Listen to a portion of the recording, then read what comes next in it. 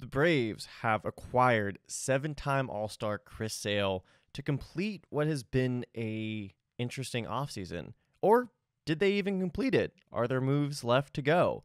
On today's episode, we're going to talk about, obviously, the Chris Sale trade. We're going to grade all the acquisitions that were made so far. And is AA done cooking, or, is he putting the finishing touches on what has been, I would say, a solid offseason? I realize I still have to do the intro anyway, so I don't know why I had such like a presentation mode there. I don't know. That seems good to me. I feel like that is the intro. We'll see. Maybe I'll have to redub it. It'll look like a really bad anime dub. Yeah, and just say you were speaking Spanish. You forgot to code switch back into English. Yeah, my New Year's resolution is to learn Spanish. I've been doing really, really well, almost too well. Yeah. 2 days in. 2 days in. So, it's been all that you've been thinking in, and really messed up that intro. Yeah, really, really preparing for our when we eventually, of course, interview Acuna and Albies together. Even though Albies' English is actually really, really good. Like Albies' English is phenomenal. Yeah. But when we do interview Acuna, want to make sure we're good. I want to impress his translator, because he is a cool dude, and I want to be friends with him. Well, you need to meet up with Marcel and get that Spanish since you guys are buddies. Talk some fruit, talk some hitting. I'm slowly weaving my way in, just through very not traditional means, I would say. Just kind of staking out at my old Kroger, just waiting to see Marcel's van.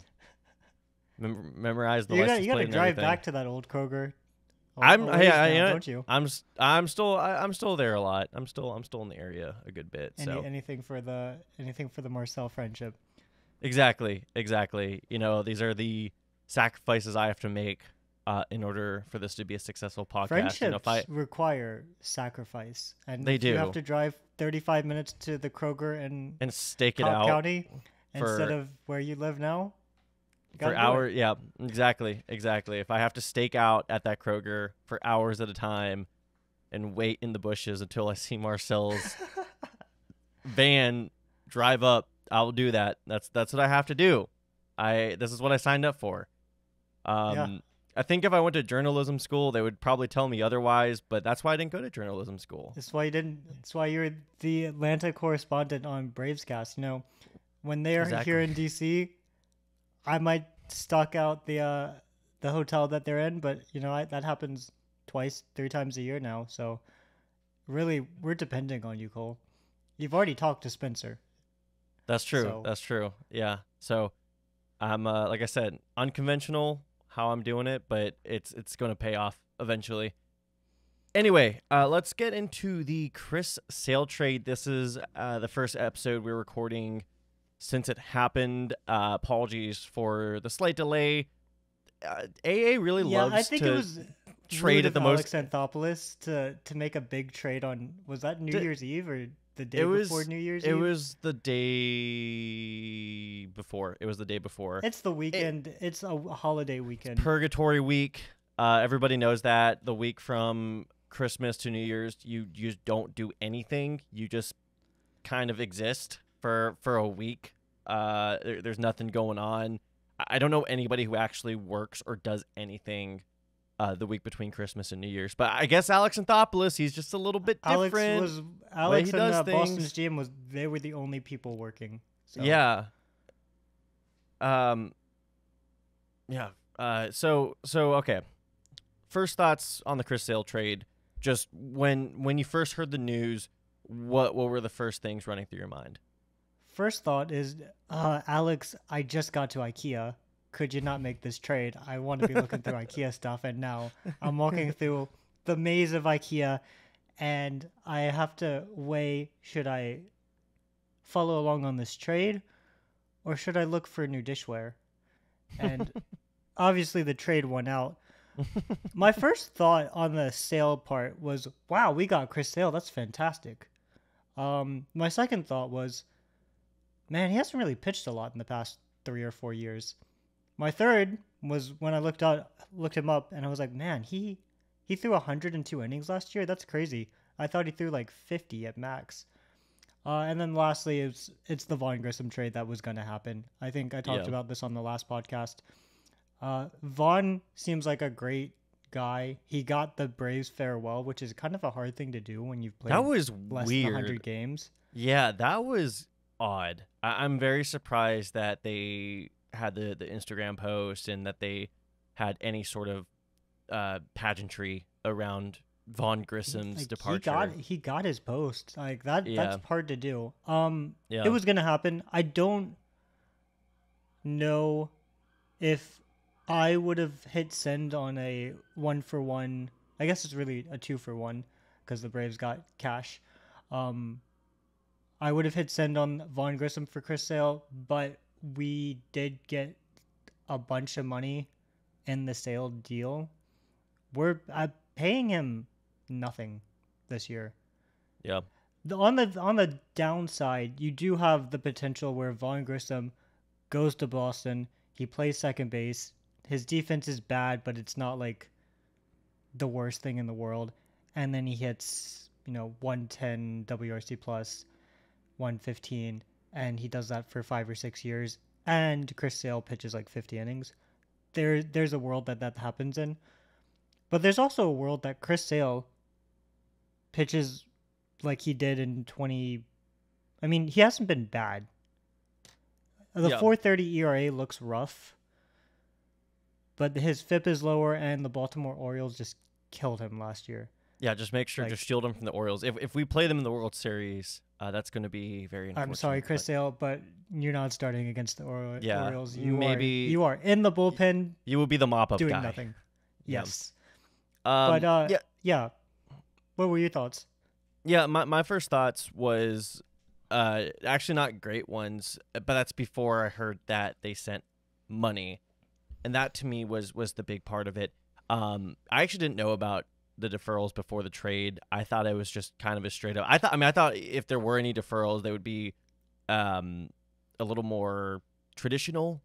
I didn't think that he was making $500,000 this year, and then like the rest of the money was going to be deferred.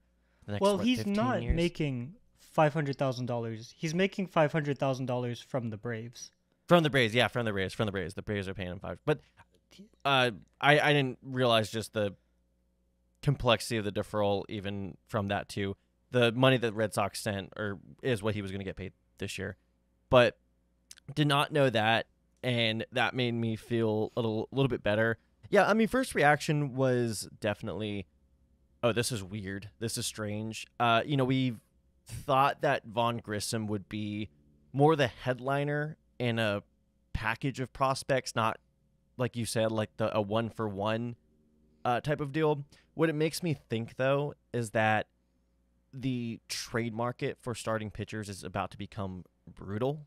I mean, obviously the Braves, it actually, kind of leaked out that, they were going after Dylan Cease, which is rare. Does not happen. Like no word gets out from AA's front office. But, I think most people just kind of assumed, and, I don't think anything was confirmed, but we knew that they were in talks. I mean, we could all deduce that. But, this is a play for October. I wouldn't be surprised if Chris Sale throws less than 100 innings for the Braves during the regular season. I think afterwards, if they're able to, and I know this isn't really a Major League Baseball term, this is more a basketball term. If they're able to perform proper load management on Chris Sale, I think they're going to get the commissioner's office on their butts. It's kind of the same way that the Mets did this year, where they were being investigated for how they used the IL. Because I just don't see Chris Sale in a world where he's pitching more than 100 innings during the regular season. This is for the playoffs. This is a direct result of Bryce Elder starting Game 3 of the NLDS. It's this a is big literally gambit. Yeah. If it's just for the playoffs, though, because you've basically got to manage when his injuries happen. Yes. You've got to hope that his injuries happen in May, or Mm-hmm. June, and he's back by August and The September. thing that's a little bit, and Chris Sale is he's such a weird player. I love Chris Sale as a player. He's like 6'6", weighs like 110 pounds, like while wet. I mean, he's like skinny freaking dude. And a lot of it has been said. I mean, he had Tommy John in 2020. His injuries since then have mostly. I mean, he did have a stress fracture. I believe it was in his shoulder. But besides that, it's just been two freak injuries. He got hurt on a bike, and then he got hit by a comebacker, and that's what ended his 2021 season and affected him in 2022 as well. So you hope that he just is wearing bubble wrap, or he avoids bikes, you know. Put that in a new contract. The Reds, yeah, put that in the opt-out or something, or the Braves are good at modifying contracts. They can do that, or maybe Chris Sale learned his lesson. Like, hey, dude, if you're 6'6", you probably shouldn't be riding bikes.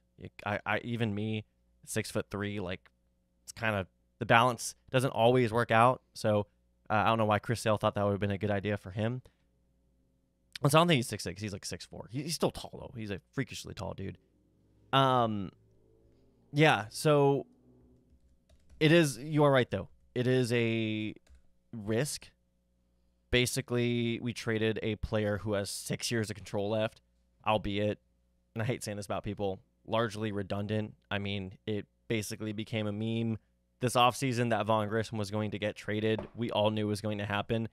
And it just makes me think that any trade package with a guy like Corbin Burns or Dylan Cease would have had to involve Smith Shawver and Waldrop, which wasn't happening. Yeah, was not happening. So I think with just the limited prospect pool that we had, this, when you think about a trade, there's multiple ways of looking at it, and one is, could we have done better? Was there another pitcher out there that if we traded just Vaughn Grissom that would have been better for us? I don't think so. I really don't think so. What do you think? I agree with that. That last statement I really agree with.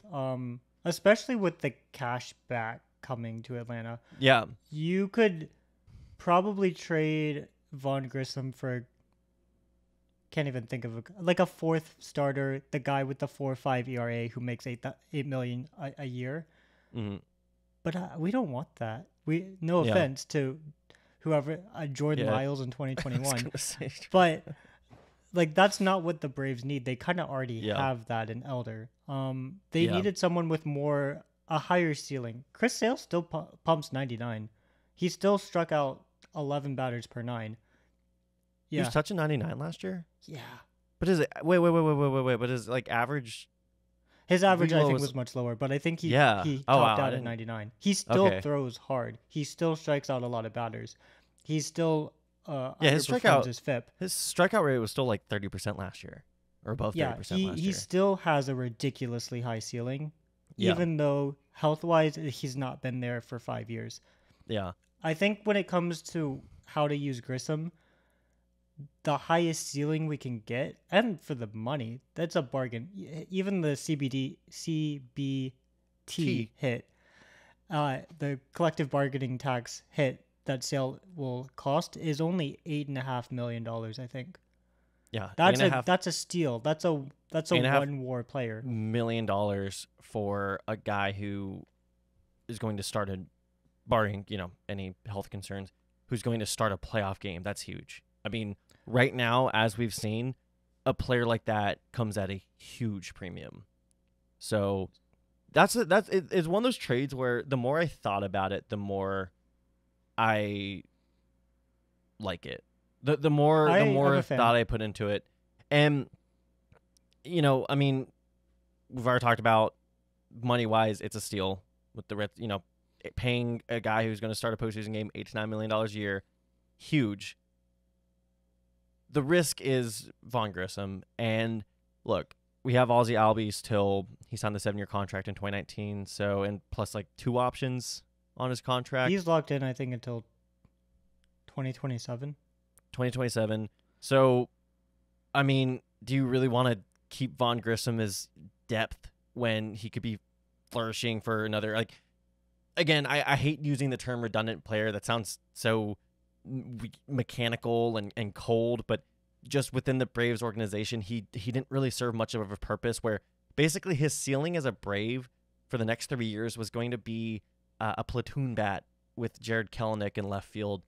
And, that's just good organizations know how to handle surplus. And the Braves are, I would say, in my opinion, a good organization. They do smart things. Yeah. I think Alex Anthopoulos' phone call with Vaughn Grissom was pretty much, hey, Vaughn, we love you as a person. We don't have a place for you. It's a disservice to keep you. Exactly. You might be sad that you're leaving the organization. I know you've made great relationships. But in 5 years, when you've gotten the consistent playing time that you wouldn't get here, you'll realize that it was the best move for you. Yeah. And I'm sure Vaughn Grissom is a hurt.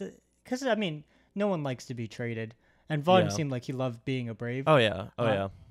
But I know he knows that he'll feel that way in 5 years. Yeah. So, no, exactly. You don't want to waste a player with potential in what's going to be his prime seasons.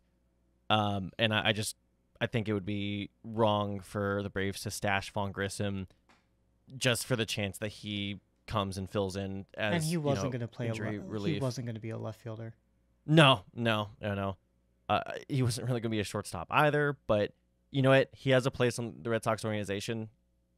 They need a second baseman. They're going to move Trevor Story back to shortstop. And hey, you know what? I know this is largely meaningless. That's also where he got his first career home run. That's where he made his debut. So hopefully he feels at home there. Hopefully he, I know a lot of players are superstitious and sort of have different routines, and maybe something about Fenway just inspires him. I'm sounding a little cheesy right now, a little Hallmark gift cardy. It still got a little that Christmas. He can continue Christmas hating spirit. New York teams. Exactly. He hates the Mets. He can hate the Yankees. It's a perfect situation for him. Yeah. So yeah, I if you want, whoever was asking us, the official Braves cast statement, if we had our own blue screen of death for how we felt about each trade, I would say this was a very solid trade, all things considered. We we traded away basically our highest prospect capital without needing to tack on prospect capital that we actually need. And that's kind of the beauty of it too, when you think about that as well. All the pitchers we have in the organization, like, we can cover innings. That's not a problem. Like, we don't, like, I know, we Spencer Strider pitched a full healthy season, so did Charlie Morin, Bryce Elder, he was shaky at the end, but we were without Max Fried, our projected 1, and Kyle Wright, our projected 3, which that sounds weird saying now, but hey, he was. Pretty much we're without them for most of the season. We still won 100 plus games. I mean, we still handedly won the NL East. So the regular season isn't really an issue pitching wise. This is just a play. What do you think of a 6-man rotation? A 6-man rotation. I mean, that's kind of what we're going to sort of be dealing with. I don't think it's going to be like announced or anything. I think it's just going to be, Spencer, Fried, Morton, and then Sale / Elder / Vine / Winans. Do you think Ronaldo Lopez will actually start games now that Sale is on the team? I hope not. The more I think about Lopez starting, the more I am not a fan of that outcome. I think it's really going to depend on how he looks in spring training, but I think we have enough depth. Even with, guys with options, like, I think Ian Anderson might be coming back from Tommy. Remember Ian Anderson? He existed. People say I look like him, but he might be coming back end of the season. I mean, we don't know what he's going to look like. Oscar Yanoa, you remember him? He was a character. He was one of the guys that got us through the early part of 2021. He's coming back from TJ. I think he's going to be ready for spring training. So I don't. We have a lot of built-in I keep using this word. Just it's on my mind because of Grissom. We have a lot of built-in redundancy. I feel we can cover innings. We have so much pitching depth. So many guys making spot starts. I mean, hey, we'll see Dylan Dodd. We'll see Alan Winans. We'll see. But we can get through it. Because the beauty of it is that we have the best offense in baseball. We've talked about that. We go back, watch our last episode where we compare the Braves offense to the Dodgers offense, and we still like the Braves offense better. Are we biased? Yes, but also guess what? We use Baseball Savant. We know what we're talking about. We know how to use Baseball Savant to gerrymander the results that we wanted. Exactly. We can look the numbers at don't any lie. Yeah, the numbers don't lie. People still lie with numbers, but the numbers don't lie. So, any other thoughts on the Chris Sale trade? I think worst case scenario, Cole Hamels 2.0. But Cole Hamels 2.0. No. Cole Hamels still pitched in a Braves uniform, and it was against the Orioles. Oh no. I think Chris Sale will pitch games. I wouldn't be shocked if he pitched over 100 innings for the Braves this year. Because, like you said, some of those injuries were freak injuries. Like, how often do you get hit on a comebacker and fracture your, was it his pinky? Pinky or and middle that finger was or it for him. something. That was the rest of his season. He didn't come back after that. That's a freak injury. Yeah. So I should have been clear. I should have said 120 innings. That I kept going in between those. I think if we get 120 good innings from Sale, I think it's going to be another thing too where we build him up. I wouldn't be surprised if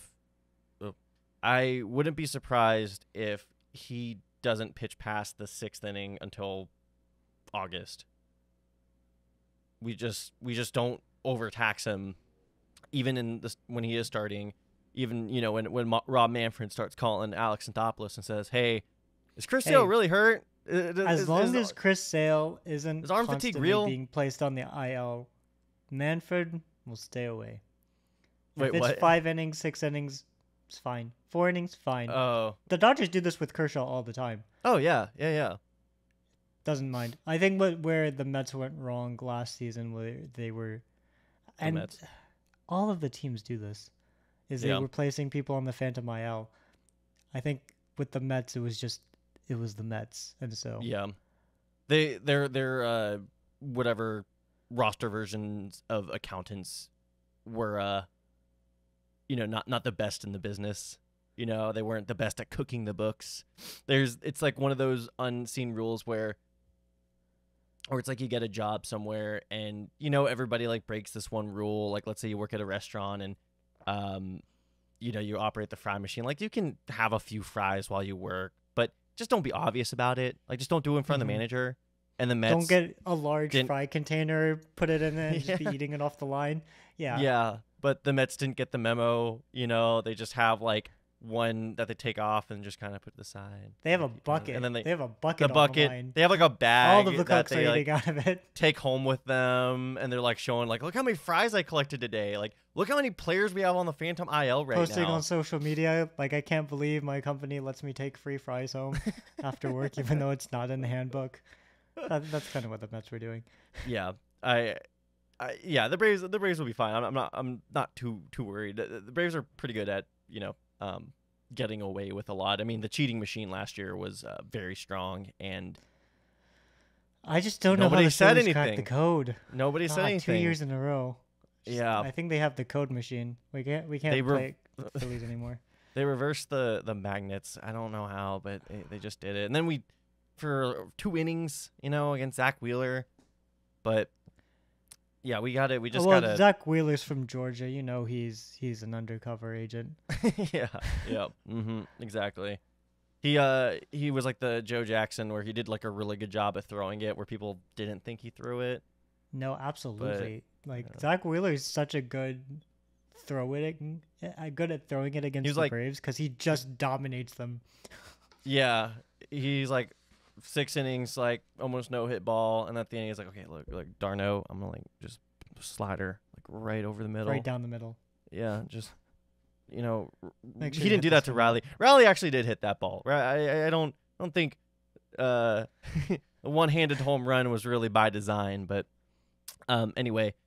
Okay, Chris Sale. So, yeah, sweet. You want When to we rate get it? back, rate Or it. do you want to rate? Do you want to rate the Chris Sale trade now or after we get back? I was gonna do them in order and then end with the Chris Sale trade since that was the last Okay. one. Yeah, awesome. So when we get back, we are going to rate each major acquisition. At first, I was gonna do any acquisition that was like blue screen of death, but I don't know if all these were. I just ended up going on their transaction log on MLB.com and just whatever ones felt the most impactful. Obviously we're not going to analyze, non-tender candidates or if they signed a God, minor that league deal. non-tender list was so long. I've never seen the Braves do that. Yeah. I think next episode I'm gonna play a game with Cole where is this person still on the Braves and see how he We're does. going to do that. I feel like my tenure as the Braves cast co-host is going to be at stake. It's like if I get less than 50%, I don't feel comfortable being on Braves cast anymore. Like I would feel very misinformed but hey, we'll see. That's a risk I'm willing to take. So when we get back, we're going to grade each major acquisition of the season so far and then predict if there's going to be any more before spring training / opening day. So thank you all. Hope to see y'all on the other side after this quick break.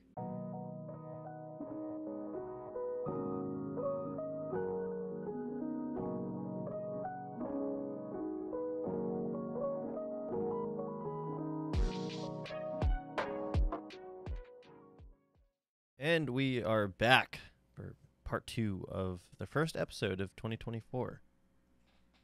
We're going to grade some acquisitions.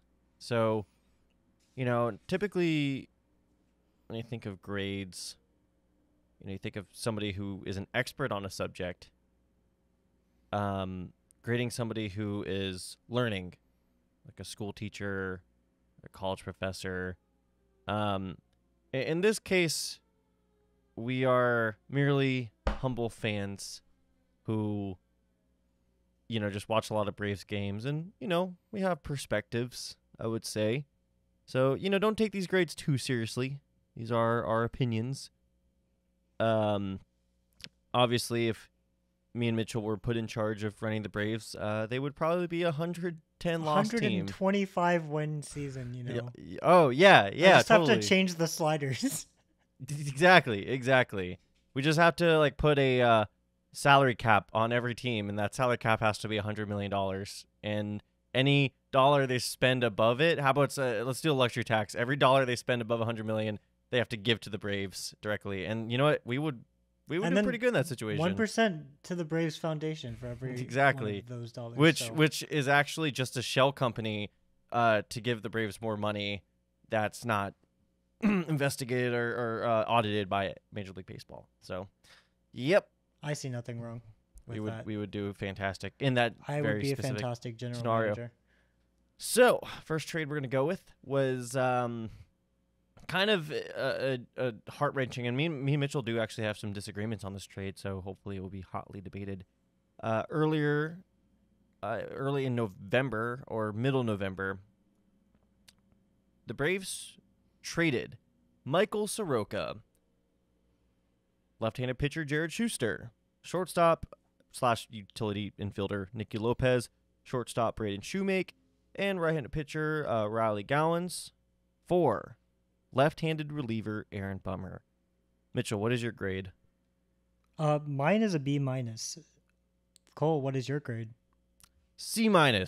Still passing, but I'm not too happy with it. So here's my reasoning. Soroka was going to get non-tendered the next day. The Braves seemed like they were going to non-tender Nicky Lopez the next day as well. Jared Schuster, I'm sure is a wonderful dude, was my least favorite pitcher to watch in 2023. Braden Shoemake, I don't even think he OPS'd above 700 in AAA as a 25-year-old. Riley Gowans, I'm so sorry, I don't know that much about you. the volume is there. This is a very, in terms of just number of players, it's a very high amount of players. In terms of production, the Braves gave up Nicky Lopez. I was not huge on giving up Nicky Lopez. I still haven't brought myself to change our Twitter background. I really like Nicky Lopez. He was a great vibes dude. He doesn't hit well. He plays amazing defense. The Braves might not have needed him that much, and they didn't seem willing to pay him the $4 or $5 million he was projected to get in arbitration. I am not a huge fan of Aaron Bummer. I don't like, and this is my boomer take, but I don't like using FIP to evaluate relievers because they don't produce enough volume on a year-to-year basis for it to actually make a lot of sense. You could have a guy who pitches 10 innings. The Braves kind of did this with Drew Smyly when they signed him in 2021. He had like 25 innings. He had a really low FIP. He had the sky-high strikeout rate over those 25 innings, and they used that to give him $11 million. And he didn't pitch well. His strikeout rate went right back down. He was pretty much booted from the rotation by the end of the year. I don't like FIP for relievers because they vary so much from year to year. I mean, if it's a guy like AJ Minter, whose FIP has remained low for a long period of time, I get it. But with Aaron Bummer, it's like, and also it was like a 3 FIP, 3.5 FIP. Like, it wasn't like a 1 FIP like Joe Jimenez was 2 years ago. Yeah. I mean, he's shown flashes of brilliance in the past. I mean, I'll just say my grade real quick, C-. He had flashes of brilliance back in 2019. He had a 2.16 ERA plus. The thing with relievers, though, is that they're just so volatile that, and who knows? I mean, who knows? Maybe he recaptures that form somehow. I think for me, my biggest issue is, yes, you could make the argument that all these guys were going to get non-tendered anyway, and it's like, might as well get something for him. So the way I'm kind of grading all these trades and transactions is the Braves came into the offseason with 3 goals. Get a left fielder, fortify the bullpen, and acquire another starter. And they went about it in a very interesting, I wouldn't say roundabout way, because it was very precise. It was direct, and we will get into some of the nuances of, it's funny, when we did one of the first off-season episodes, we were kind of trying to figure out, like, what is Alex cooking? Like, what's he working on here? He's working on this puzzle. He's piecing it together, and now a lot of these trades make more sense in context of ones he's made more recently, and some of them made less sense. So the way I'm kind of grading them is a little bit based on how they fit into the entire picture. For me, we will see kind of because to me, Nicky Lopez was, in my mind, I know that you said the Braves are going to non-tender him, and yeah, they probably were. In my mind, was still a guy who would have made the 26-man roster. Obviously, MLB caliber material, amazing fielder, was set to make how much next year? Like 4 or 5 million. 4 or 5 million.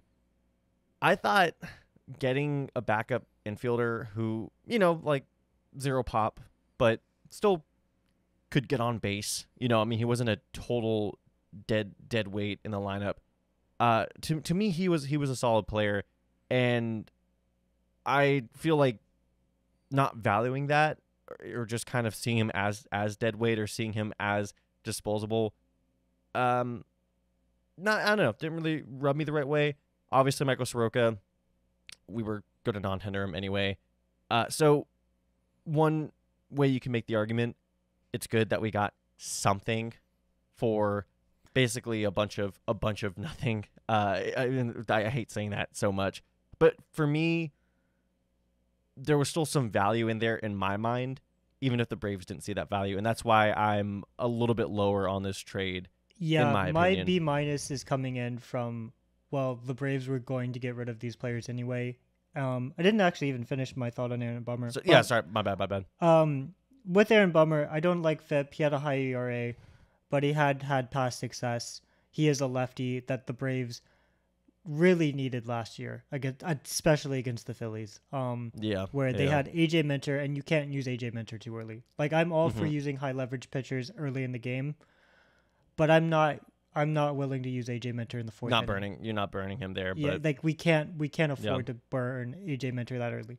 Aaron Bummer gives the Braves a better lefty to use in those opportunities, and the Braves weren't getting they weren't gonna get much for these individual players. So that's where my B minus is coming from.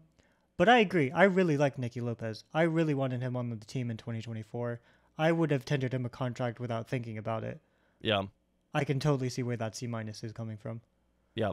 We'll see. I mean, again, we're going to get down the line. We're going to see who we basically replaced Nicky Lopez with on the roster as that role. I just realized I forgot a transaction. Do you want to do an impromptu grade real quick? Yeah. Because you mentioned it earlier. Ronaldo Lopez. We signed him to a 3-year,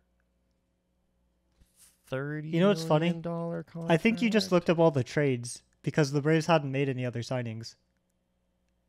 So when you went up and did all of these acquisitions, they're just all the trades. I'm pretty sure I didn't have the trades like filtered there. Like I'm pretty sure. I think I just literally just looked over it. You could be right though. Because I don't think the Braves have signed anyone besides Ronaldo Lopez. And then we I can do will Joe give that- Jimenez, but I mean that was he was already on the team. Pierce Like, I Johnson think and acquisition. Joe Jimenez were already on Were the on the team. yeah. I'm glad they're on the team. They might have been paid a little more than I think relievers are worth. Whatever. With Ronaldo Lopez, his contract is 3 years, interesting. 30 million. He's getting paid Yeah. like $4 million this upcoming season, and then he's getting $11 million the next two, I think. I think it's a decent deal, especially if he can be a 2-inning guy. Which the Braves will probably need if we're trying to limit Chris Sale's innings, and maybe even limit Charlie Morton's innings, because Ground Chuck was really good last year, to the shock of a lot of Braves fans. I just don't want him burning out at the end. Yeah. Like I think he's still really good. I think he's done a lot to keep himself in top shape, but he is 40. Yeah, I mean, I will say with Moore, there were some concerning peripherals on his season last year, but there also came from some weird starts. Like his walk rate was way up, but you also have to factor in he had like a couple weird like aberration type of starts. That was that one against the Mets where he walked like 7 guys and still got through 5 innings somehow. Yeah, I know. So Lopez, I'm gonna give that one a B plus. Something about giving a reliever who's not Josh Hader or Edwin Diaz more than 2 years is a little concerning to me. But I think the Braves see him sort of as like a poor man's Seth Lugo. Or which is I hope he's not saying a a lot. man Seth Lugo. I would like him to be a Seth Lugo. Yeah. I mean, hey, Seth Lugo can't touch 99 miles per hour. He was actually on my radar of underrated free agents, and when I was on Around the Diamonds podcast, and I had to cut him just because there was players who I liked a little bit more, and my tagline for him was he's going to be one of those guys who kind of similar to like Kevin Ginkel. Everybody he's going to pitch for a World Series team. Like he's going to be given important-ish innings for a World Series team, and might have been right. And he just makes our bullpen that much deeper, that much more dangerous. I don't think he's going to be a guy you put in with the game on the line if you have it in Iglesias or Minter available, but he's another guy where it's like, sixth inning in a 2-3 run game, like go out there and hey, if you can give him if you can go into the 7th, go into the 8th, better for us. So I like it a lot. I wish it would have been a 2-year deal, but I mean, I wish all relievers were 2-year deals. I think Yeah. Alex Anthopoulos' big weakness as a GM is that he really likes paying relievers. Yeah. And I really think that if you follow like the Dodgers format, they just sign a bunch of guys who are either washed up like Shelby Miller or guys you've never heard of, or they make trades with like the Marlins and acquire Alex Vesia and they get like 3 good years out of Vesia or Brusdar Gratterall from the Twins. Mm-hmm. And they're like, how did you get this. You didn't give Yeah. up anybody. Yeah. But Alex values the bullpen, and that's one area that he spends on that I don't agree with. He's a phenomenal GM, probably one of the best GMs in baseball, top 3 at least. I'm not a GM, so I think Alex knows better in those Yeah. regards. But yeah, I give it an A- just because I think Ronaldo Lopez gives you more innings than a typical reliever can. Yeah. And not that we need it, but again, you know, if we need a spot starter, if just every worst situation happens, he can give you 4 or 5 He's innings. basically Colin McHugh from 2022. Yeah. I was gonna say I'm good with that.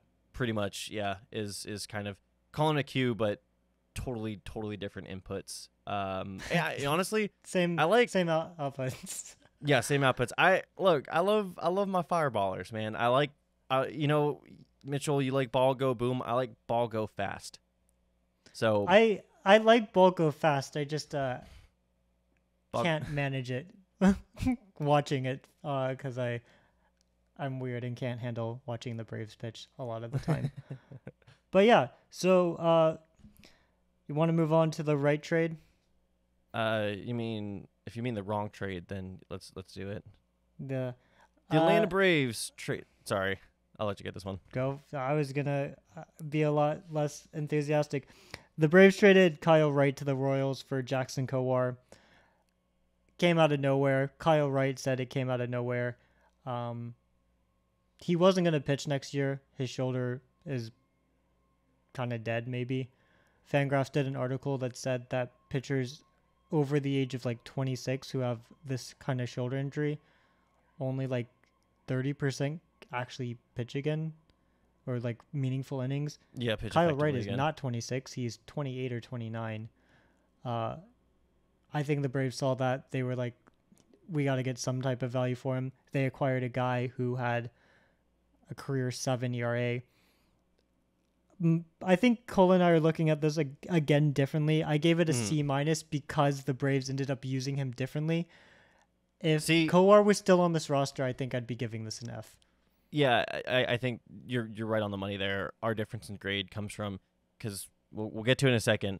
For me, kind of the same way that for the Aaron Bummer trade, you were hoping that the White Sox threw on just some, low A guy just to make the volume just look to make a little it look less more lopsided. balanced, yeah.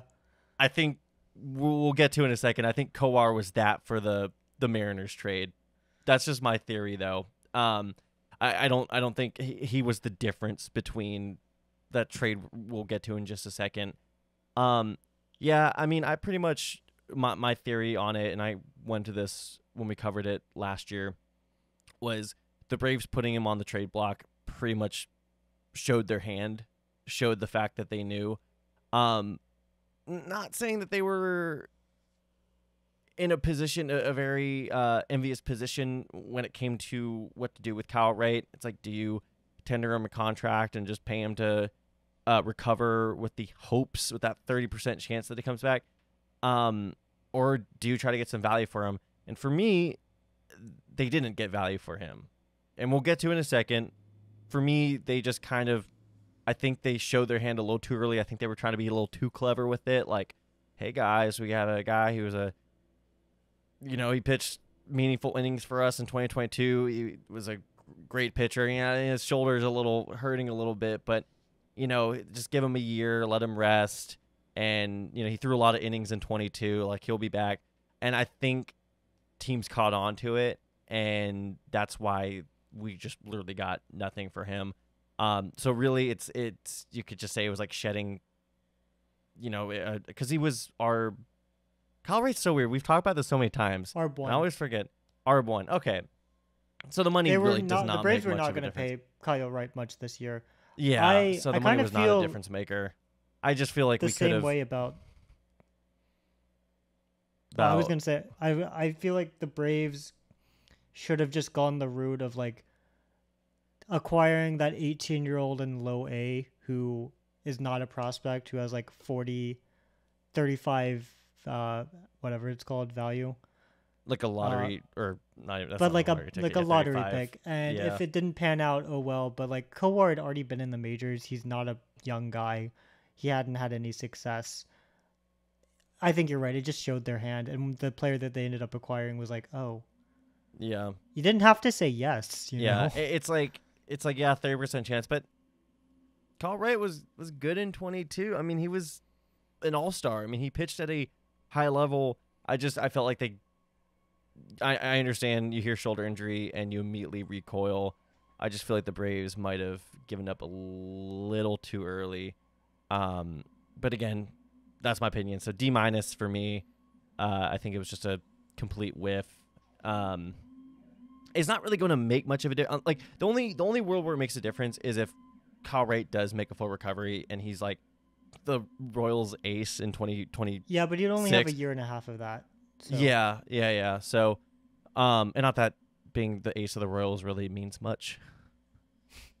So anyway, Zach Greinke would like to have a word with you. I would like to have a word with Tim too. He would, man.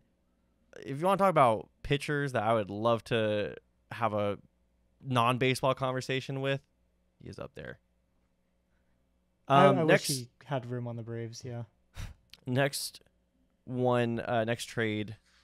Atlanta Braves traded right-handed reliever Nick Anderson to the Kansas City Royals for cash. Yeah, I know this wasn't a blue screen of death one, but hey, Nick Anderson, like he was a high leverage reliever for us before he got hurt. Nick Anderson, our friend Jacob from And That's Baseball likes to rag on Nick Anderson a lot, or really just the Rays organization, a team that he pitched for back in 2020, for basically cooking his arm. For me, it was one of those situations where I think the Braves, same thing, knew the writing on the wall that he's kind of just going to be one of those pitchers who will give you one really good year and then will be hurt for the next 2 or 3. So I gave it a B. I just thought it was like nice that we at least got some cash for him, took his contract off, didn't have to deal with it. Royals, Yep. you know, have fun. He's probably gonna be your best reliever if he pitches it all next year. But, yeah, I think it's funny that these trades happened on the same day to the same team, but they're 2 separate trades. It almost would have looked a little bit better, the Kyle Wright trade, if we attached Nick Anderson and to it, and then we got back the cash consideration. That would actually like make more sense in my mind. Yeah, I don't know why. I think it was kind of like, oh, we should probably trade Kyle Wright as soon as he hung up. He was like, shoot. Called him back. Hey, do you want Kyle Wright? Yeah.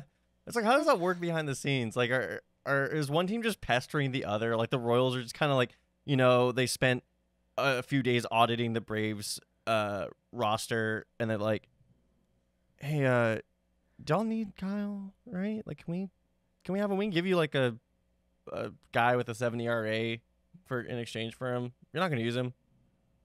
Just make them look a little. That sounds perfect. Make them look a little smarter. Like, we fleeced the Royals a little bit. Let the Royals fleece us back. All right. So now the thrilling conclusion to the Jackson Kowar set. Yeah. To the thrilling conclusion to the Jackson Kowar segment saga. The Atlanta Braves traded right-handed pitcher Cole Phillips, no relation, and right-handed pitcher Jackson Kowar to the Seattle Mariners for left-handed pitcher Marco Gonzalez, outfielder Jared Kelenic, and first baseman Evan White. The only name that the Mariners gave us that you should even remotely care about is Jared Kelenic. We'll get into why Marco Gonzalez and Evan White were also on the Braves for a day, but Mitchell, what grade do you give this? This is an A for me. Kelenic's had a weird development in MLB. Like, he could have made his debut in 2020, but he didn't sign a contract extension, so the Mariners were like, no, you stay in Double A or whatever.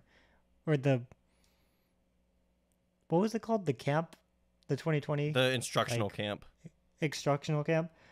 It came up in 2021, was bad. Really bad. Came back up in 2022, was really bad. And then all the while he's lighting up AAA. And then last year he put it together in April and sort of May, and then kind of tailed off. And then kicked a cooler, broke his foot, Yeah. and didn't really get back. But I'm gonna steal your analysis here. Go Uh, for it. think of it as at worst getting Eddie Rosario, but better fielding, and then I'm gonna add who is also making a lot less money for the next 2 years. A lot less. So the Braves, we don't need to go through the complicated cash stuff because it is confusing, and we're kind of talking about the other trades. I do want to actually quickly put on a side here, because I was thinking about this a lot, and there's been a lot of Fangraphs have written extensively about it, about the Braves' approach to this offseason. It's sort of like the kiddie version of like the Mookie Betts trade. Everybody remembers the infamous Mookie Betts trade from 2020. The Red Sox sent Mookie Betts to the Dodgers alongside David Price, and the Dodgers gave the Red Sox a bunch of prospects who did not pan out. And, the trade was heavily maligned at the time, obviously by Red Sox fans. And the thing was, it was heavily maligned by the fact that everybody thought that the Red Sox were trading Mookie Betts, which they did. But really, they were trading David Price. Same thing goes for this trade. The Mariners gave up Kelenic, who is a guy that they know has value for this team, is super cost-controlled, still has a lot of potential. That's not who they were trading. That's just kind of who they had to give up to trade the contracts of Marco Gonzalez and Evan White as the Mariners are trying to shed payroll. And the Bears are like, hey, we'll take on your bad money. You have to give us like a good player in return. So it's basically, I'm trying to think of like a concise way to say this, but it's like we'll basically cleanse you of your sins, but you have to give us some of your good fortune in return. I don't know if that's a good way of concisely, succinctly I think putting it's this. Yeah, Cole Phillips had yet to pitch an inning in the Braves organization. Mm-hmm. Second round That's draft really pick. hard to do. He was drafted 2 years ago. He was drafted 2 years ago? I thought he was drafted. Oh. I thought he was drafted this year. I thought that's why. No. Oh, wow. No, he was drafted out of high school in 2022. Did not pitch in 2023 at all. He is a guy. He was a second round pick, I believe. Could look really bad. He could come back from that injury, be really good. But when you have a guy who starts his career that injury riddled, it's kind of like okay. Yeah. I thought he was drafted. That's why there was so much hype around him, is that he was drafted. Okay, I feel. Hey, he was a second round pick. That's still nothing to scoff at. But yeah, he hadn't thrown a single inning in the Braves organization. So yeah, it looks a lot better. It looks a lot better if he was drafted this year, not 2 years ago, and at the young age of 18, 19 already getting serious arm injuries. Second round 2022. He has nothing on his Baseball Reference page. I was. That's why I assumed he was. That's why I assumed he was drafted this year, and that either he got like hurt or some complications with like his contract or like a signing or draft bonus or something. But okay, so I just changed my grade to an A+ then, because we literally gave up nothing. We literally gave up nothing. I mean, and there's a world that Cole Phillips looks a lot better and makes the Braves look bad. And as you said, this is really a trade for Jared Kelenic. I think Kelenic, there's like a range where he's Eddie Rosario with slightly better defense. There's also a world in which he finally, without the pressure of feeling like he needs to save the franchise, kicks it into gear, hits in the 7th or 8th spot, has like a sneaky 120 WRC plus. He uses the chop house. This is a left-handed hitter we're talking about. Yeah. I love chop house merchants like Ozzy Albies. And he goes to the All-Star game multiple years. This is a guy with a lot of potential. Another thing too, and obviously I'm not an expert on the Seattle Mariners hitting development. I'm not really too familiar with what they're telling Julio Rodriguez or Cal Raleigh or whoever. I think Jared Kelenic's makeup fits so well with the Braves' approach. He is a ultimate ball go boom guy. One of those guys where he makes loud contact, as they would say. Needs to cut down on the strikeouts. He's still got a lot of raw, unpolished tools, but I think in the Braves organization, and like you said, not having that pressure to feel like you need to save the franchise, because he was brought over, just for those of you who don't know, he was drafted by the Mets in 2017, 2018. He was drafted by the Mets, and he was traded to the Mariners for Edwin Diaz and Robinson Cano. Trade pretty much signaled the Mariners' rebuild, and pretty much signaled the Mets being like really weird at the time. That Robinson Cano's former agent was the GM of the Mets and traded for the bad part of his contract. It was weird. It was a weird time to be a Mets fan, and a weird time to be a Mariners fan. Like Mitchell said, he came up 2021, was awful, sent down, and I think, with the Braves, he shouldn't be afraid to hit his floor, at least what his floor is right now, because like to me his floor is like a 750 OPS. Like it was pretty much last year what he did, and like you said, I could see him making the All-Star team. I think if he plays a full 162, I could see him putting up a 25 season and 25 doubles, 25 homers, and finding a really comfortable place in the bottom of that Braves order. So again, we came into this offseason needing to find a left fielder. The outfield market this year, just in terms of free agents, not that Braves are really huge on signing free agent offensive players, but we've been talking for a long time. Regaining my train of thought. Free agents. But it was free agent offensive players. It was thin. We weren't going to give Cody Bellinger $300 million or however much he was asking for. I think all things considered, we pretty much got a steal. And, classic Alex Anthopoulos, taking a team in a precarious position. The Mariners are trying to shed payroll for some reason and taking advantage of that. I mean, classic AA, whether it's the Athletics, the White Sox, and now the Mariners. We like taking advantage of teams in bad positions, and we can admit it. We can admit what we're doing. It's okay. It's okay to win. That's what the Braves are really good at. We win a lot of games. So this was my favorite transaction of the season. I'm super excited about it. I think this is the one transaction that got me really excited for 2024. Like, this changes the team a lot, in my opinion. Not that left field was necessarily a hole last year, but it was our weakest position offensively by far. And now, when Eddie Rosario wasn't on, it was ugly. Yeah, exactly. And he was off and on for the entire month. So if he was on, It was the entire month. If it was off, it was the entire month. So yeah, I agree. This is the one trade that I'm really excited to see Kelenic come out in spring training wearing Braves uniforms. So yeah, same. This is the one we have him. I mean, controllable dude, just from the GM standpoint, and I think he's gonna mesh pretty well in that clubhouse. I think I could see him and like Austin Riley being an interesting tandem. Yeah, it's the hunting.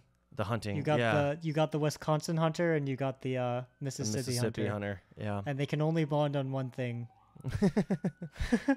They might be totally different in every other facet, but they both hunt and they hit bombs. That's all that's important in life. That's all you need. All right. Okay, we have 7 minutes. Do you want to take another break real quick, and then? Yeah. I think we could finish. No, we can't. Okay. Yeah. Let's take a break. All right. One more break. We will be right back. We're gonna cover the final transactions, including our grades on the Chris Sale trade, and then predictions for the rest of the offseason. We are going to argue about Max Fried. We are going to argue about Max Fried. I have made a bet with Mitchell, and I'm the only one who has to lose the bet. If Mitchell loses, he doesn't have to do anything. But if I lose, it's going to be quite the punishment. I think I need to do something if I lose the bet, which I will. But well, I don't like your punishment. I've got to figure out something. Is my punishment too easy?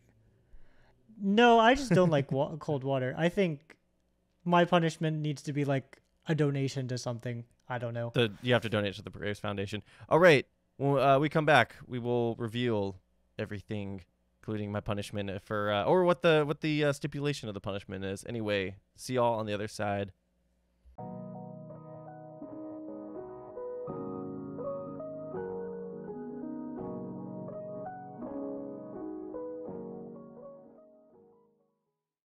All right.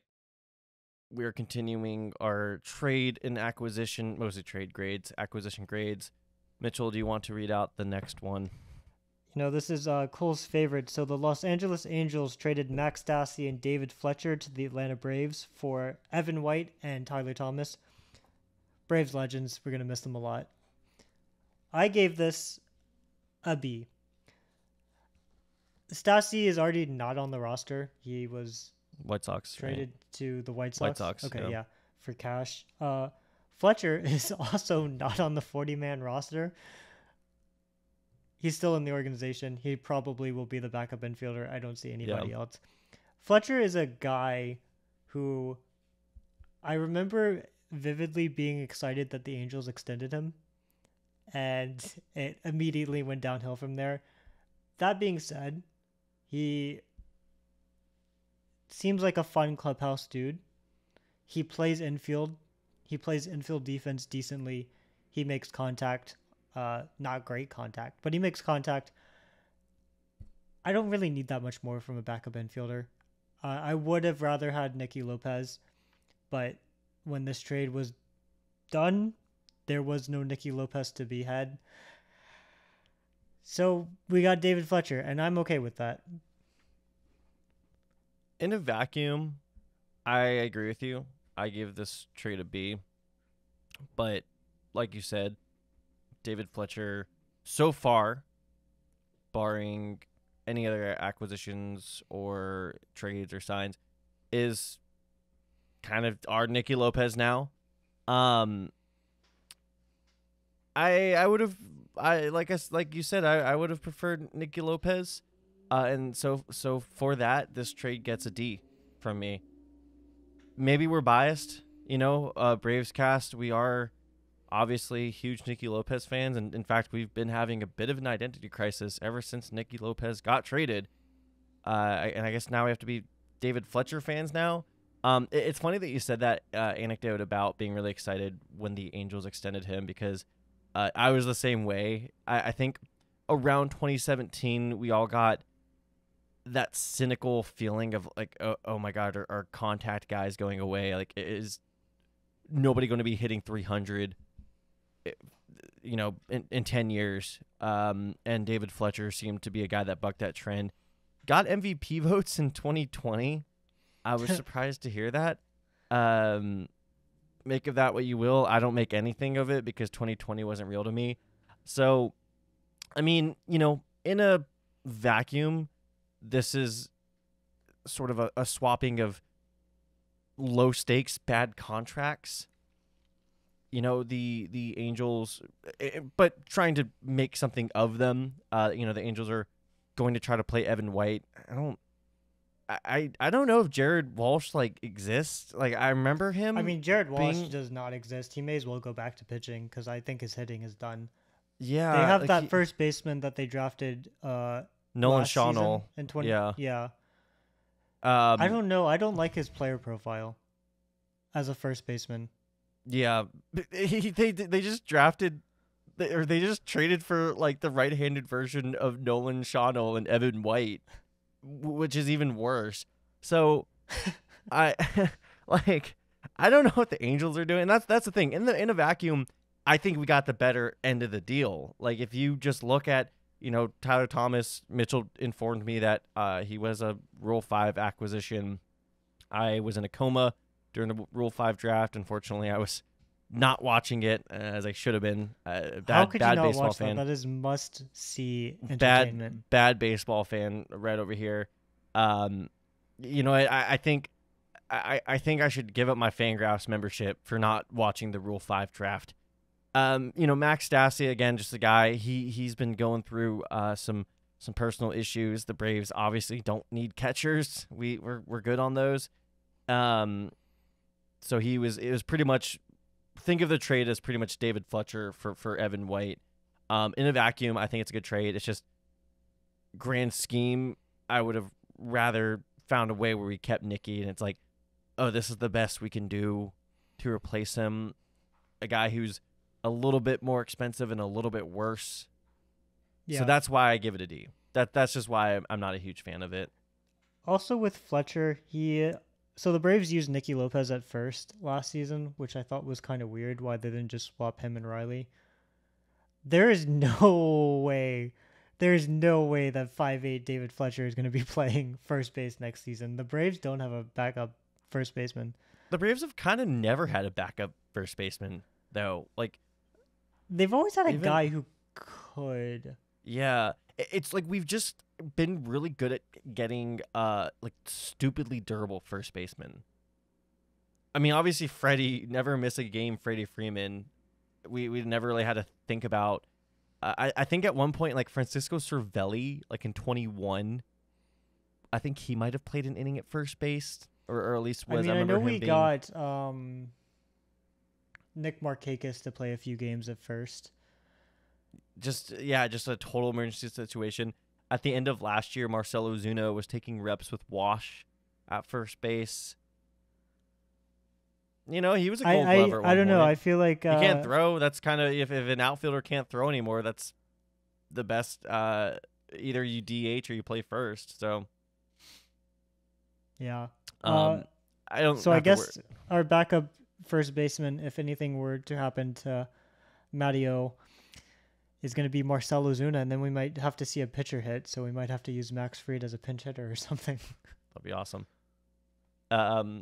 I wouldn't hate that. I actually don't hate that at all. I think having a quadruple A or a dedicated backup first baseman is overrated, especially when you have Matt Olson as your primary. Yeah, first I don't baseman think we need a designated first baseman, but I would missed prefer, a game in like I 3 prefer years. it to be someone who has experience playing a major league game at first, which at the moment is Austin Riley.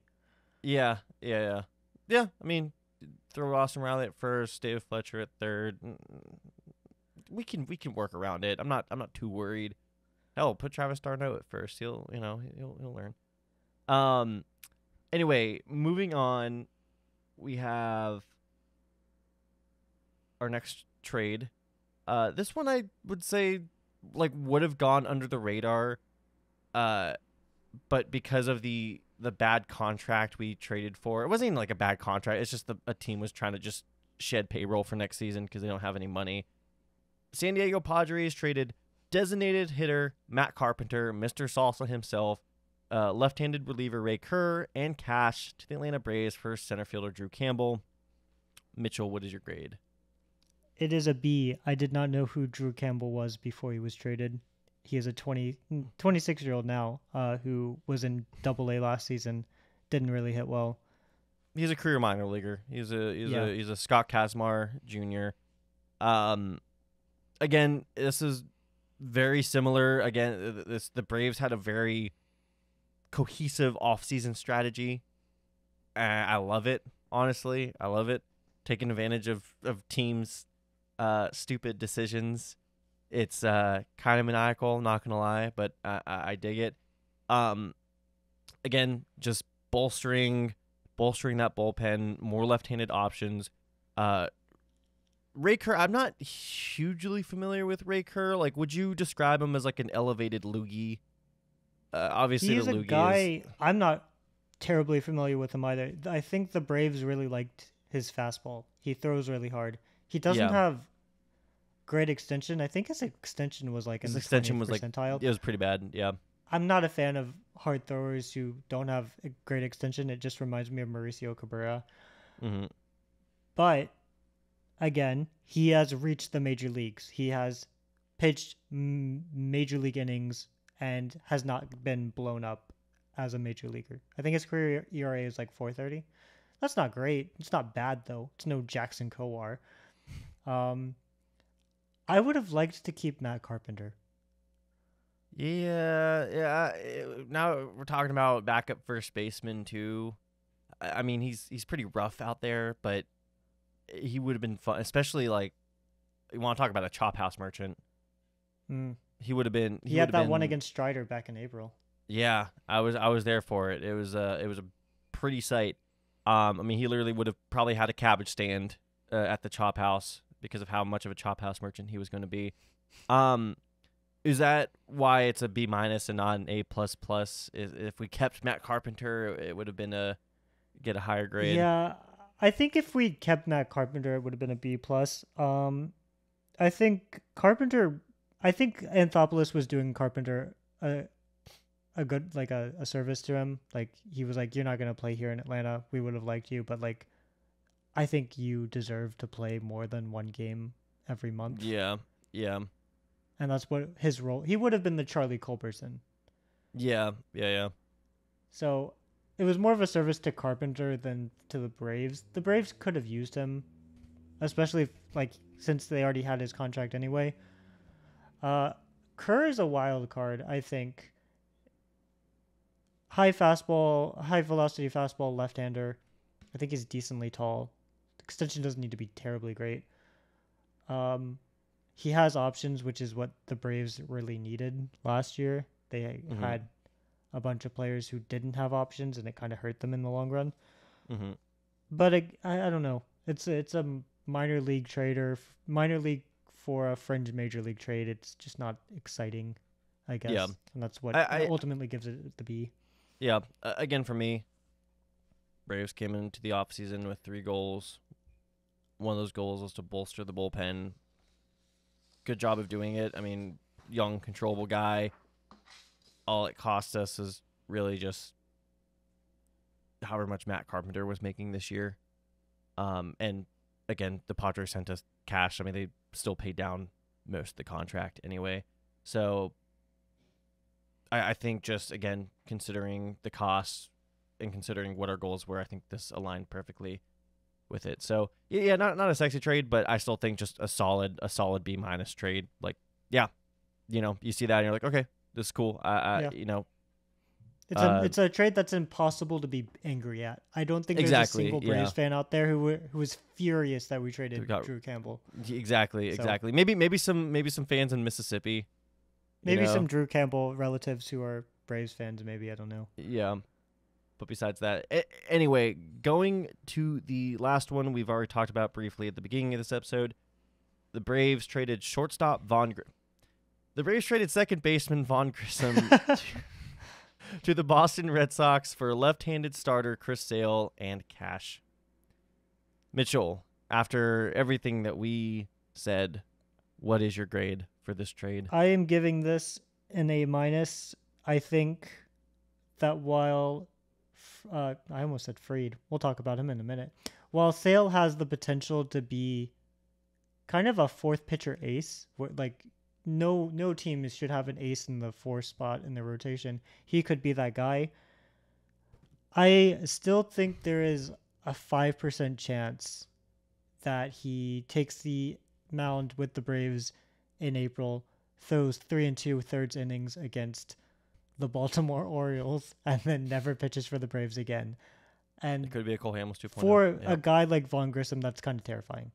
Because Grissom could be a great player, and then we're talking about the Braves version of a Doyle Alexander trade when we're the people who traded Doyle Alexander.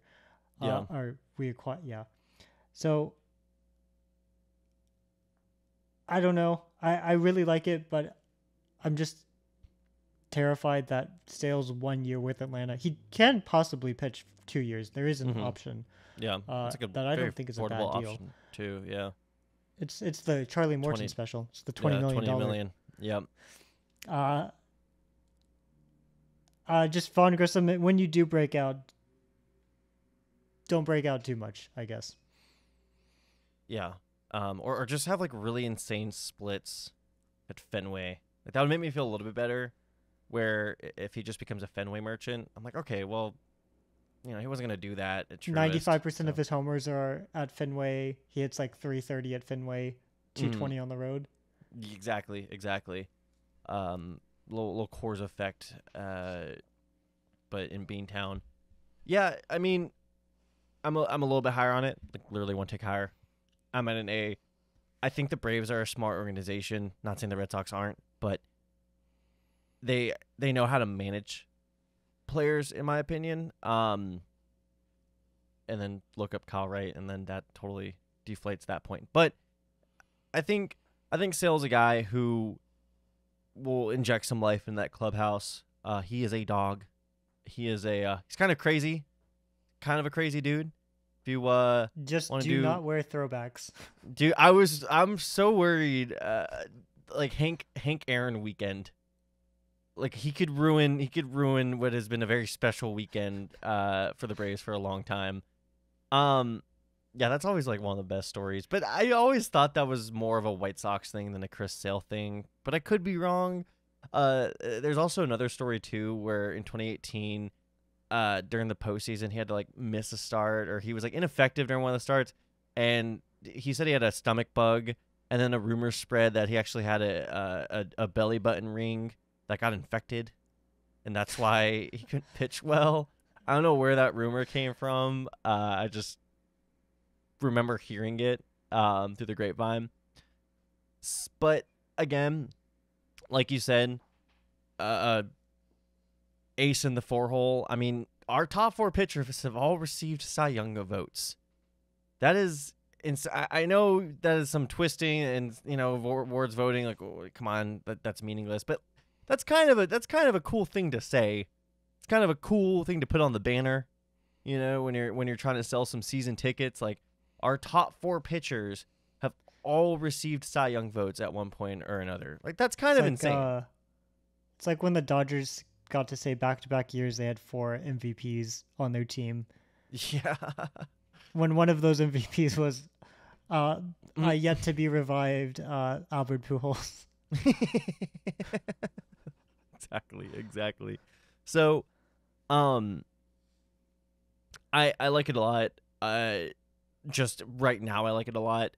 Like you said, there's that 5% chance that we got to circle the when we go to Baltimore this year, because I think that's there's June, a chance. Maybe actually, just thank God. maybe let Chris Sale skip that start, put him on the Phantom IL.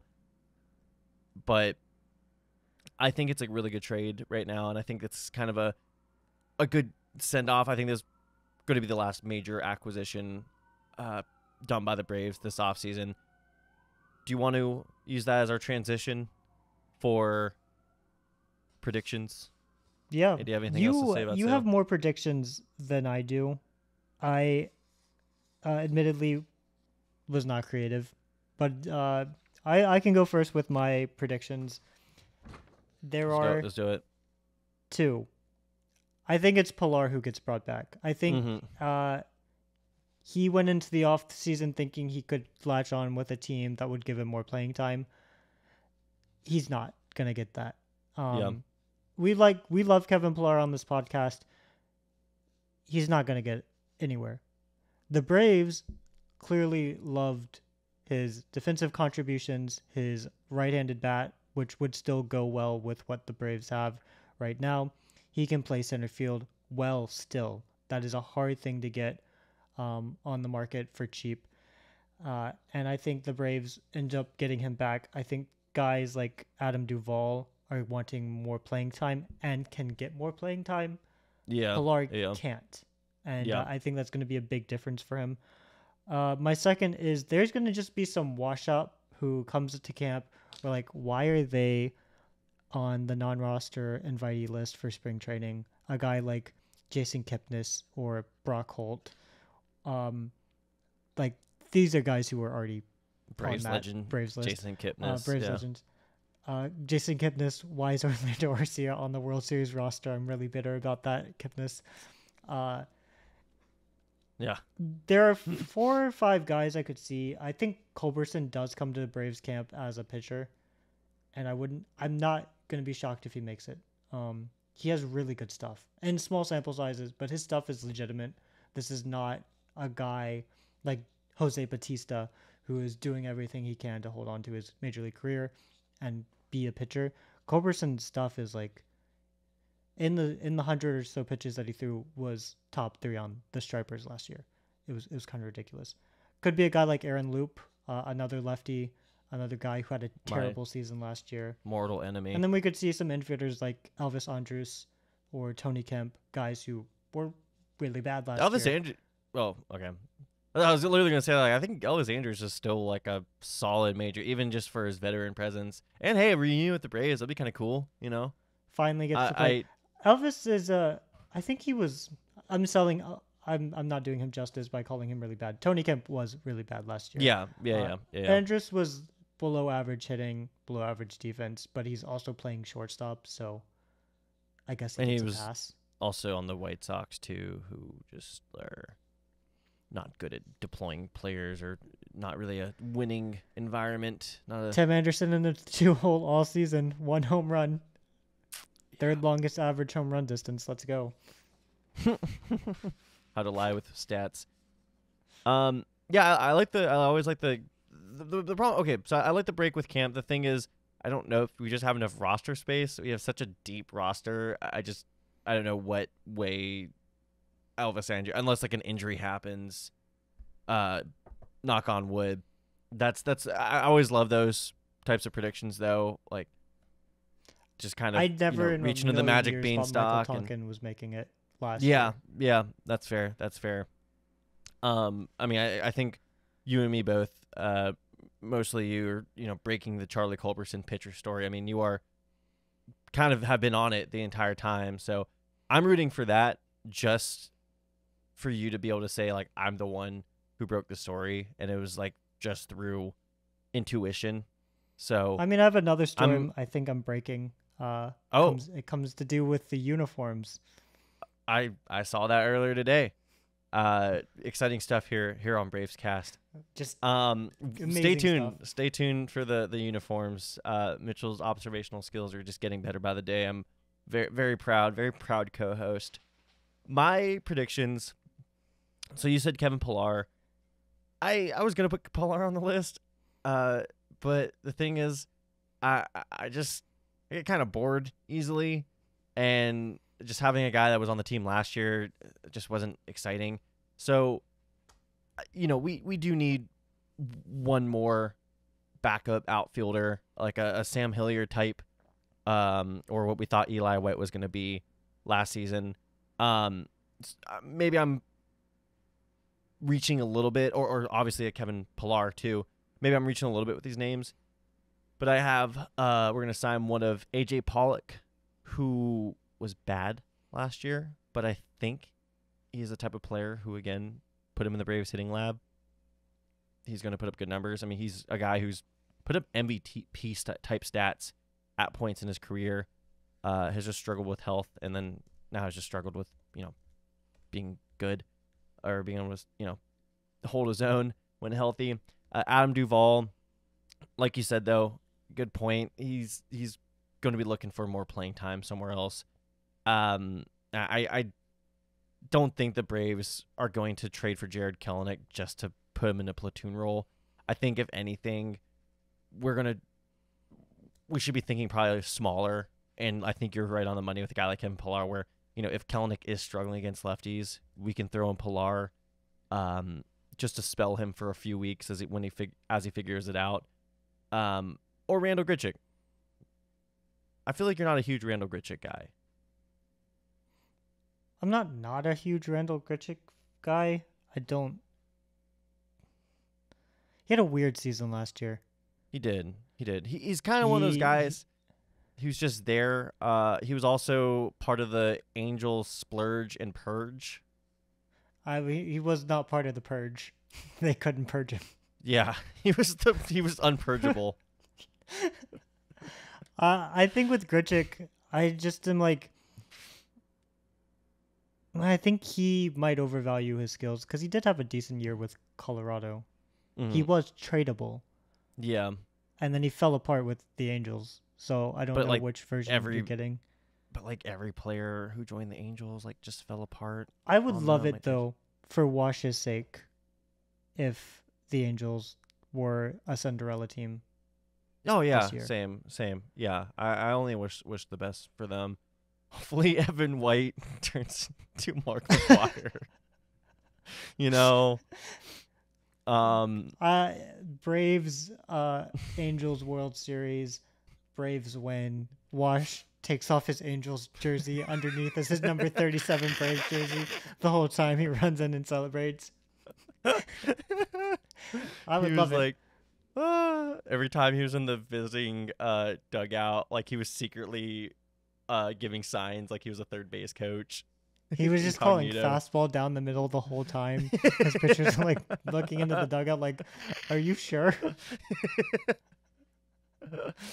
Again, the Braves just taking advantage of teams in desperate situations, and that's one of them.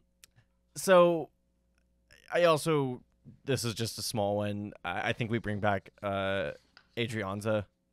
If he even plays. I know he's transitioning into a front office role. I feel like he's going to stick with the Braves organization. He's going to be like kind of Travis d'Arnaud type, or even a Charlie Culberson. Like, we just can't quit him. He can't quit us. That's not really a sexy prediction. I just feel like it's going to happen. I just don't. I don't know. I mean, I have Culberson on my list, so who am I to talk? But Yeah, exactly. We both have I our just guy. can't envision Adrianza coming back. He is definitely one of those. I am on the Phantom IL. I show up for a few games in April, and then you don't know where I am. I take my one spot. I'm going to college, man. I gotta finish Yeah. these exams. Don't bother me. Ow, my shoulder.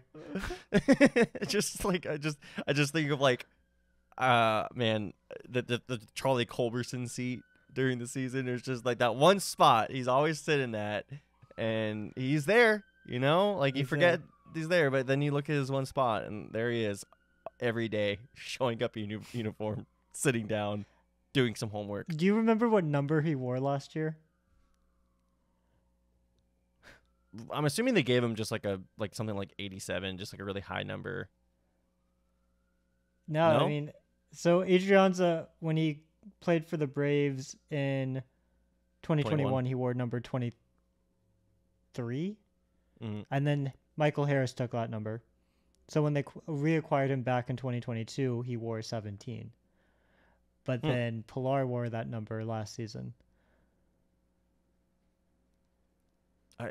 Is there like a Fibonacci, like a recursive No, sequence? it's just this man accumulates uniform numbers. If you go to his baseball reference page, he has only worn the same number. He's played for 4 organizations, 5. He's only worn the same number once. And I think he's only worn the same number in multiple seasons twice. He's worn so many uniform numbers. I think the reason why he signs with teams is just so he can say, hey, I just didn't like the number 17. Could you give me the number 9? And they're like, why? And he's just like, I wanted another number. trying to like, collect okay. those low numbers.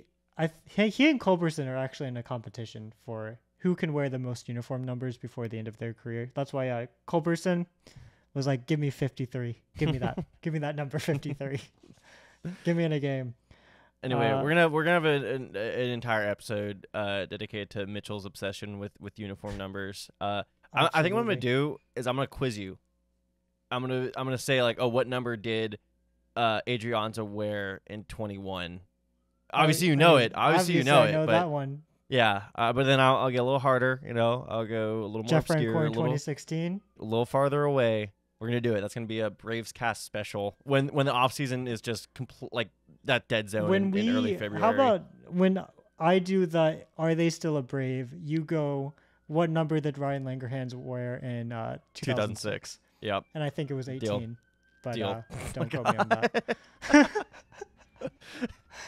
I feel like you're gonna do better at something that's like objectively way harder than just is I'm a Brandon little Shoemaker scared still now on the that I Braves? think about it, because I've I've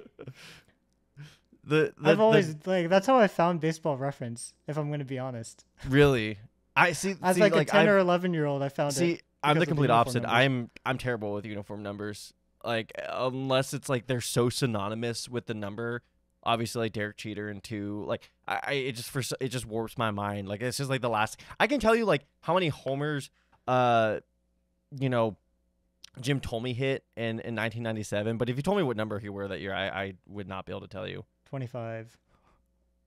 Okay, well, I should have known that actually. 20, You should have 25 known is such a like a left-handed slugger. Barry Bonds. 24 is like, let's see, Griffey, Ramirez. Also, Barry I just saw that.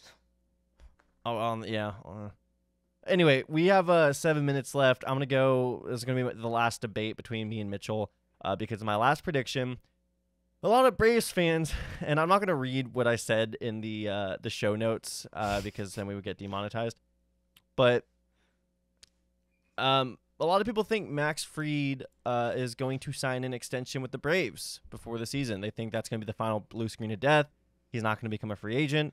We're going to sign him to something like Mitchell said, a 7-year, over $210 million deal. I don't think that's going to happen. I think not only do I not think that's going to happen, I think Max Fried's going to go to arbitration again. Arbitration hearing for the 3rd year in a row, or I guess 4th year in a row, because he's a Super 2 player. And he hits the open market. He's not going to sign an extension before the season, and they're not going to negotiate during. At least I don't think they will. You disagree. You disagree. You think sort of disagree. So I think the arbitration argument is a good one. Fried being injured really kind of throws off his value. I think he'd probably make $20-some million this year if he had a full season last season, or even 27 starts. Because he only made 10, it's a lot harder to argue. But Fried will be trying to argue that he, despite the injury last year, deserves 18 to 20 million, while the Braves are going to point to the fact that he probably should be getting 14 to 15. That's a huge gap. That's just not going to be solved when they reveal their numbers. I also agree that a contract extension probably isn't likely. But I do disagree that his contract extension would be like a normal Braves contract extension. I think a Braves contract extension before he hits free agency is a possibility. The difference is that as opposed to offering, whatever we offered Michael Harris, Spencer Strider, I think, is a good example. I think it was 7 years, $65 million or something like that. That's a steal. You bought out his pre-arb years, you brought out his arb years, you brought out one. And for Strider, basically two of his not arb years, two free mutual option years as well, or an option in there. That contract's just not going to happen. There are also some Braves fans who really believe he'll, and these are the Braves fans who don't follow baseball closely, who believe that he'll sign a team-friendly extension, something like a 6-year, $120 million contract. That's not going to happen. But my argument is that because the Braves were willing to give someone like Aaron Nola 6 years, $150 million, we don't know the number. He won't tell us the number, but I assume it was in the ballpark, because he ended up signing for $7,170, I believe, that they should be willing to spend on Max Fried as if he was already a free agent. That would be a market value contract. That would mean something like 7 years to a 31-year-old. 7 years, I guess he's turning 30 this year. So from age 31 to age 38 and paying him $30 million a year. I don't think that that's a great decision if you're not built like the Braves, but the Braves have so many team-friendly deals that this is the guy I think you should splurge. This is the big free agent deal that the Braves should make. And I think they're not letting on, but I think the Braves are probably looking at it slightly the same. I don't think they'll go full market value, but I think they would approach Fried on something like 7 years, $28 million a year, and he's probably wanting 8 years, $32 million a year. It's a big contract. It's a huge contract, but I wouldn't be shocked. I wouldn't be shocked that come March, that blue screen of death comes up. 7 for $28 million a year. $196 million. Because my biggest argument is that the Braves aren't going to give. I'm sorry, the Braves don't operate on sentimental value, and I know that's not what you're saying there, you weren't saying, oh, let's splurge on the guy because he's our guy. Like you're like, no, he's a good pitcher. He's gonna He's the give best free agent pitcher on the market next year. yeah. That's He's gonna my give argument. I could see him being sort of a Sonny Gray type where because he doesn't rely on sheer power. He's going to age really well. I agree with you there. I just don't think just the way the Braves operate. I think the reason they have so many of those team-friendly deals and the reason they would even be in a position, this is going to sound counterintuitive, the reason they would be in a position where they are even able to give free this deal is because they don't do deals like this. Is because the reason they have the flexibility or would have the potential flexibility is because they don't make deals like giving a 30-year-old pitcher with who had Tommy John and is coming off some elbow issues over $200 million a year going into his 30s. As a fan, as a Max Fried enthusiast, I love Max Fried. He's one of my favorite pitchers to watch. Mitchell, I know you don't like pitching or watching pitching sometimes, but I think I enjoy Strider watching and Fried pitch. Strider and Fried, love those the days. exceptions. So yeah, I just don't think the Braves, especially Max Fried being a union rep, I know what you're saying that they would give him a free market value type of deal. I understand where you're coming from there. I just think as a union rep, even if the Braves offered him, $7 for $200 million, which is in the ballpark of, like you said, what he'll get in the free market, I just don't see them encouraging him to make that deal. I'm not saying that the Braves can't get Fried once he becomes a free agent, that they won't be in on him. I just don't think it's going to happen before the end of the season. yeah, I see that point of view. I think the agent being a rep is a little over talked about. Yeah, that's fair. They recommend taking the best possible deal. Yeah. If a team approaches him and gives him $210 million, the union would wholeheartedly it's a good approve deal. of It's a that. good deal. It's market value. Anyway, we have less than a minute left. Oh man. Me and Mitchell made a bet. If I lose, if I am wrong, I will go outside, nothing but my underwear, and y'all remember the ice bucket challenge for ALS, Lou Gehrig's disease. I'm gonna do that. I'm gonna get doused with a bucket full of ice. If I'm wrong, Mitchell, you don't have to do.